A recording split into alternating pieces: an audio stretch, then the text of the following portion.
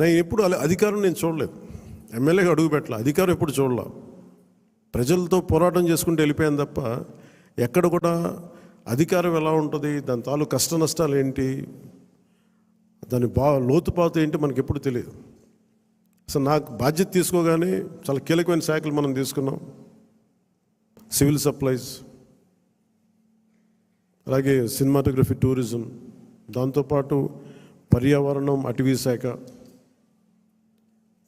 అలాగే పొల్యూషన్ శాఖ, Panchayati Raj, rural water supply, ఇన్ని కీలకమైన శాఖలు తీసుకున్నప్పుడు నాకు ఒకటే అనిపించింది, చాలా అవగాహన ఉండాలి.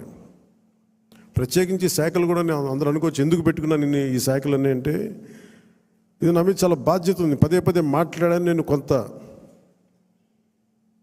దాన్ని సంపూర్ణంగా కొంత ఒక విధి విధానాలు ఏర్పరిచిన తర్వాత సరైన సమయంలో బాధ్యతల నుంచి కూడా తప్పుకుంటాను, ఇంకెవరికైనా కూడా అప్పగించేస్తాను. కాకపోతే అది చేసే ముందు ఖచ్చితంగా విధి విధానాల మీద చాలా బలమైన ఒక విధి విధానాలు బలంగా ఏర్పరిచి ఆ బాధ్యతలు అప్పుడు అప్పచెప్తాను.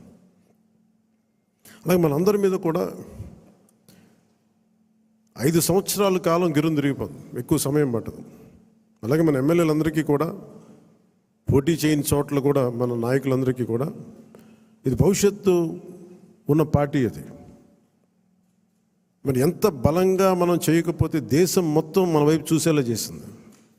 దేశం మొత్తం ఈ రోజున ఎవరన్నా సరే దేశం మొత్తం మీద ఢిల్లీలో ఎక్కడికి వెళ్ళినా నన్ను పదే పదే పిలిచి గౌరవిస్తున్నారంటే అది మీ అందరూ చేసిన కష్ట ఫలితం. అది నేను ఒక్కడిని చేశానని కానీ, నేను ముందు నడిపించానేమో కానీ, నాతో పాటు నడవడానికి మీరందరూ ఉండి 21 మంది మనకి సభ్యుల్ని, 2 పార్లమెంట్ సభ్యుల్ని గెలిపించుకొని తీసుకెళ్ళటం ఆషామాషే విషయం కాదు. మన ఉదయ్ గారు కానీ, బాలశౌరి గారు కానీ మనం అడుగుతున్నారు నెక్స్ట్ పార్లమెంట్ సెషన్స్ ఉన్నాయి ఏం మాట్లాడాలి అంటే, ఉదయ్ గారు కూడా చెప్పారు మీరు ముందు అవగాహన చేసుకోండి, ఎలా మాట్లాడాలి, ఏం మాట్లాడాలి, ఈ సెషన్ అంతా అవగాహన చేసుకోండి. ఏదైనా కీలకమైన పరిస్థితులు అంశాలు ఉంటే సీనియర్ పార్లమెంటేరియన్ బాలశౌరి గారు ఉన్నారు, ఆయన ముందుకు తీసుకెళ్తారు. ప్రధానమంత్రి గారితో కూడా చెప్పేటప్పుడు ఏం మాట్లాడాలని అడిగితే ఉదయ్ గారికి, బాలశౌరి గారికి ఒకటే చెప్పాను,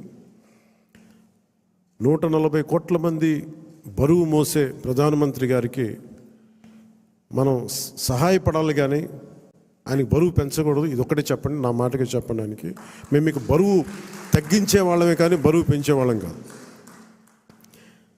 అందరూ అడుగుతూ ఉన్నారు ఎందుకు వెళ్ళి మీరు ప్రధానమంత్రి గారిని కలవరు, వెంటనే కలవచ్చు కదా అంటే, నాకు తెలుసు ఆయనకి ఆయన గుండెల్లో స్థానం ఉన్న తర్వాత ఆయన పక్కన నిలబడాలండి.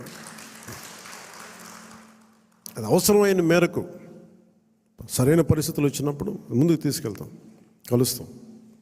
అందుకే దశాబ్దం పాటు ఆయన కలవకపోయినా నేను ఎప్పుడు కూడా బాధ్యతలు మోసే ప్రతి ఒక్కరికి కూడా నేను అండగా ఉండాలని కోరుకునేవాడిని. బరువు పెట్టకూడదు వాళ్ళకి అని కనీసం కూర్చోబెట్టి ఒక ఫోన్ కాల్ కూడా చేయను. ఎందుకంటే మీకు అవసరమైతే ఒకటే చెప్తాను, మీకు అవసరమైతే నేను ఎప్పుడు ఉంటాను ఒక్క మాట చెప్పండి నాకు, నేను మీకు అండగా ఉంటానని చెప్తాను. నాకు అట్లా జన సైనికులు, వీర మహిళలు బలంగా నిలబడిపోయారు. నాకు ఏం ఆశించలేదు, ఎవరు కూడా చిన్న పదవి ఆశించాల, ఏం ఆశించాల. వాళ్ళ కోరికల్లో మార్పుగా రావాలి, ఆ మార్పు కోసం మేము నిలబడాలి అని ఒక కట్టుదిట్టమైన ఆకాంక్ష తప్ప ఇంకే స్వార్థం లేదు. అలాగే మన నాయకులు కూడా, పోటీ చేయని నాయకులందరికీ కూడా పేరు పేరున మీ అందరికీ ధన్యవాదాలు తెలుపుకుంటా ఉన్నాను. నేను 21 సభ్యులు మొన్న పిఠాపురం సభలో కూడా చెప్తా ఉన్నాను. చిన్నప్పుడు మా టీచర్ చెప్తా ఉన్నారు, ఆయన బైబిల్లో ఎప్పుడన్నా నేను వెళ్ళే సిచ్యువేషన్కి వెళ్ళే టైంకి ఆవిడ ఏదో చదువుతూ ఉన్నారు, బైబిల్ చదువుతూ ఉండేవాళ్ళు. ఆవిడ మాట్లాడాను, ఏదో ఒక రోజు వెళ్తే ఏదో చదువుతూ ఉంటే నన్ను పిలిచి నువ్వు ఇది ఎన్రా నీకు మంచిదని చెప్పారు. ఎందుకు చెప్పారు తెలియదు కానీ అది నిజంగా పనికి వచ్చింది నాకు. తను తగ్గించుకున్నవాడు హెచ్చింపబడును, నీకు మంచిది అవుతురా నీకు. ఆ మాట ఏంటి నేను ఎప్పుడు అనుకునేవాడిని, అంటే మనం ఎంత సాధించినా తగ్గి ఉండడం చాలా అవసరం. అంటే ఏమీ లేని ఇస్తరాకి ఎగిరి పడుతూ ఉంటుంది, ఎగిరెగిరి పడుతుంది. అన్నీ ఉన్న ఇస్తరాకి చాలా నిండుగా ఉంటుంది.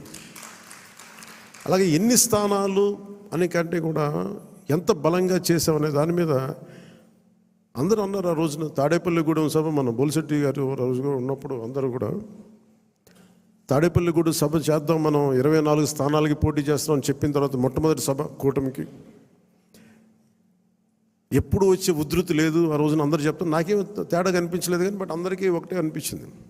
ఉధృతి లేదు, హుషారు లేదు, మీరు పాడు చేసిన నానా రకాలుగా మీ అందరికి అభిప్రాయాలు ఉన్నాయి ఆ రోజు. నేను దాన్ని తప్పని చెప్పట్లా. ఆ రోజు మనం ఊహించాము 24 అంటే 24 మళ్ళీ తగ్గి 21 అయిపోయింది. ఇన్ని తగ్గి కూడా మనం దేనికోసం నిలబడ్డామంటే మనకు బలంగా, నేను చెప్తున్నాను, ఆన్ యావరేజ్ జనసేన ఓటింగ్ బలం లేని చోట అన్ని ఒక యావరేజ్ తీసుకుంటే, సరాసరి తీసుకుంటే 175 నియోజకవర్గాల మీద మనకు ఖచ్చితంగా ఒక 20% ఓటింగ్ పెరిగింది. 7% నుంచి 20% ఓటింగ్ పెరిగింది.